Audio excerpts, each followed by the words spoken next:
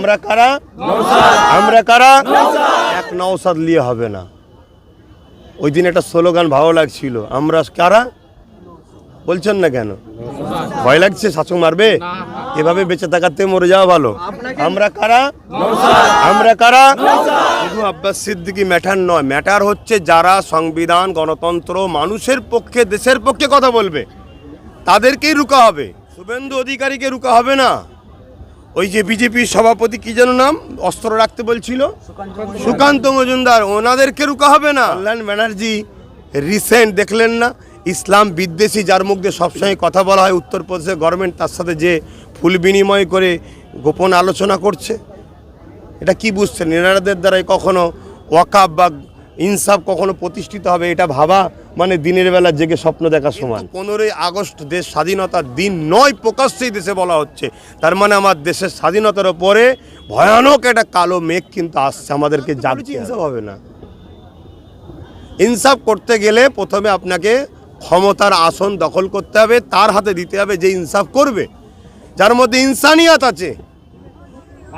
যার মধ্যে ইনসানিয়াত নেই তার কাছে ইনসাফ দাও বলে চিল্লানো মানে ও বেকার বকা হবে। টিএমসির পক্ষ থেকে এই সভা বানচাল করার পরিকল্পনা এবং একাধিক মাঠে তারা বলেন রক্তদান শিবির করবেন, কিন্তু করলো না।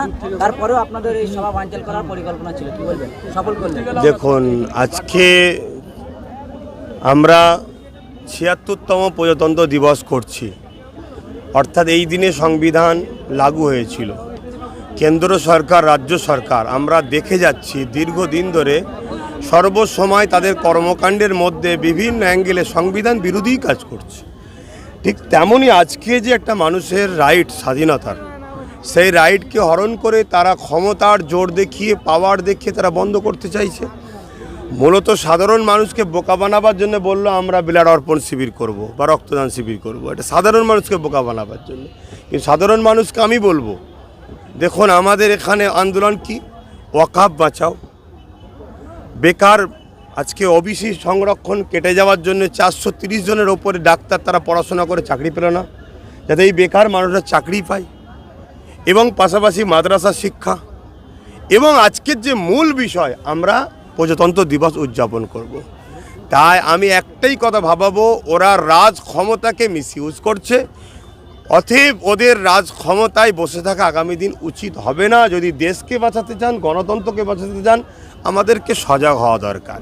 আর যদি মনে করেন দেশ যাই যাক, আমার পকেটে তো 200-500 আসছে, তাহলে এখানে আমার কিছু বলার নেই। অধিকার ফিরে পাওয়ার কি অক্সিজেন পাচ্ছেন আব্বাস সিদ্দিকী সাহেবকে ওদিকে ডাকে, তার জন্য কি এই সভা বানচাল করা বা একাধিক জায়গায় এই মিটিং বানচাল করার কি পরিকল্পনা, কি বলবেন? দেখুন, শুধু আব্বাস সিদ্দিকী ম্যাটার নয়, ম্যাটার হচ্ছে যারা সংবিধান, গণতন্ত্র, মানুষের পক্ষে, দেশের পক্ষে কথা বলবে তাদেরকেই রুকা হবে। শুভেন্দু অধিকারীকে রুকা হবে না। ওই যে বিজেপির সভাপতি কি যেন নাম, অস্ত্র রাখতে বলছিল, সুকান্ত মজুমদার, ওনাদেরকে রুকা হবে না। আর টিএমসি কোনো কর্মকাণ্ড করলে বিজেপিও তাদের বিষয়ে আইনতভাবে যে ক্ষমতা আছে প্রয়োগ করবে না, করবে সেই রাস্তায় থাকা একটা গরিবের ছেলে সিভিক ভলেন্টিয়ারের কাজ করবে, সব্বাইয়ের দোষটা তার ঘাড়ে চেপে দিয়ে তাকে যাবজ্জীবন করে দেবে। হ্যাঁ, তাকে আমি নির্দোষ বলছি না, কিন্তু তাকে ওই একটা বলা আছে না, বলির একটা কি বলা হয়, প্রবাদ বাক্য আছে, যাই হোক, ওই XYZ ওই রকম বানাবো হবে। তার নিরীহ মানুষ, অসহায় মানুষ, পিছিয়ে পড়া মানুষের হয়ে যেই কথা বলবে তার কণ্ঠকে রুকা হবে। আদিবাসীর হয়ে কথা বলোনি, দলিতদের হয়ে কথা বলোনি, গরিব পিছিয়ে পড়া হিন্দুদের হয়ে কথা বলো না, মুসলমান ইসলামের হয়ে কথা বলো না, কেন এইগুলো হবে আমাদের পায়ের তলার গোলাম। এরা নাক চাকর, এদেরকে অনেক কষ্ট করে চাকর বানিয়েছি। আব্বাস সিদ্দিকী, তুমি এদেরকে চাকর থেকে তুলে মালিক বানাতে চাইছো কেন? তোমাকে প্রোগ্রাম করতে দেবো না। এই ওয়াকাফ বিলের বিরুদ্ধে পার্লামেন্টে বলার জন্য একাধিক শাসক দলের নেতাদেরকে সাসপেন্ড করা হলো পার্লামেন্টের মধ্যে, এই বিষয়ে কি বলবেন? এসব নাটক চলছে। কে ওয়াকাফ বিলের শাসক বলেছে বলুন, কে বলেছে? কল্যাণ ব্যানার্জি বলেছিল, কল্যাণ ব্যানার্জিকেও সাসপেন্ড, কল্যাণ ব্যানার্জি দলে নেতাকেও সাসপেন্ড করা, কল্যাণ আর বলুন, আর কারা কারা বলুন। কল্যাণ ব্যানার্জির কথা যেমন বললেন, এটা নাম বলতে হবে। শোনেন, একসাথে 50 জন থাকলে 45 জনই খারাপ হয়, 5 জনকে লোক খারাপ ভাবে। হয়তো 5 জন ভালো আছে, অস্বীকার করছি না, কিন্তু 45 জন খারাপের সঙ্গে থাকার জন্য ওই 5 জনকেও লোক খারাপ বলবে। তো কল্যাণ ব্যানার্জির কথা বলছেন, কল্যাণ ব্যানার্জি সরকার, টিএমসি গভর্নমেন্ট, তারা তো ওয়াকফ সম্পদকে দখল করে রেখেছে। কলকাতার ভিআইপি জায়গা তারা দখল করে খাচ্ছে, তাদের সব আমলা চামলারা, কথা বুঝে আসছে। তাহলে তারা কি তারা প্রতিবাদ করছে অকাপের জন্য? দ্বিতীয় নম্বর কথা, কল্যাণ ব্যানার্জি রিসেন্ট দেখলেন না, ইসলাম বিদ্বেষী যার মুখ দিয়ে সবসময় কথা বলা হয় উত্তরপ্রদেশের গভর্নমেন্ট, তার সাথে যে ফুল বিনিময় করে গোপন আলোচনা করছে, এটা কি বুঝছেন? এনারাদের দ্বারাই কখনো ওয়াকাফ বা ইনসাফ কখনো প্রতিষ্ঠিত হবে এটা ভাবা মানে দিনের বেলা জেগে স্বপ্ন দেখা সমান। ভাইজান, আপনার সংগঠন এবং আপনার প্রতিষ্ঠাতা করা দল দুটোই 2025-এর পর বাধার মুখে। 2026 লড়াইটা কি টাফ হবে মনে করছেন? এটা তো বুঝতে পারছি, আমরা যতটা ইতিহাস পড়েছি, বাধা যখন চরমে পৌঁছায় জানতে হবে সাকসেসফুল খুব সামনে। কর্মীদের জন্য স্পেশাল কিছু বার্তা?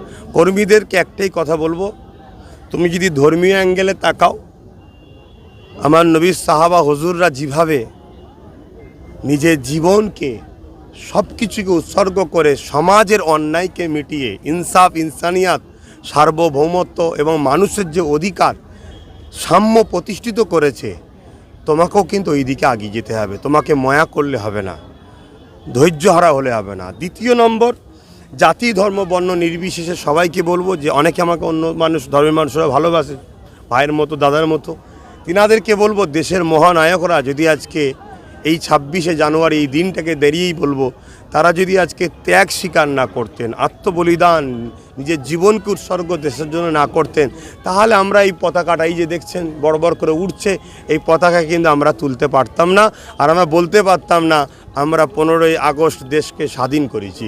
কিন্তু 15ই আগস্ট দেশ স্বাধীনতার দিন নয়, প্রকাশ্যেই দেশে বলা হচ্ছে, তার মানে আমার দেশের স্বাধীনতার ওপরে ভয়ানক একটা কালো মেঘ কিন্তু আসছে, আমাদেরকে জাগতে হবে।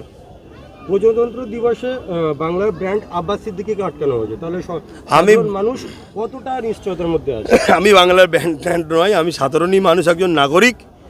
আমাকে আটকানো হয়েছে, আমাকে আটকাইনে আমার প্রোগ্রামকে মানে এখানে নয় ওখানে নয় ওখানে নয়। দেখুন মাঠগুলোতে যেসব ক্লাবগুলো আমি যতটুকু শুনেছি, ক্লাব যারা আছে সব দাদারা বন্ধুরা তারা বলেছে করুন, কিন্তু শাসকের তো একটা সবসময় জানেন মানে সংবিধানের বাইরে গিয়ে গুন্ডাগিরি করার একটা বর্তমান নেশা আসছে, এই নেশা কাটিয়ে দিলে মিটে যাবে।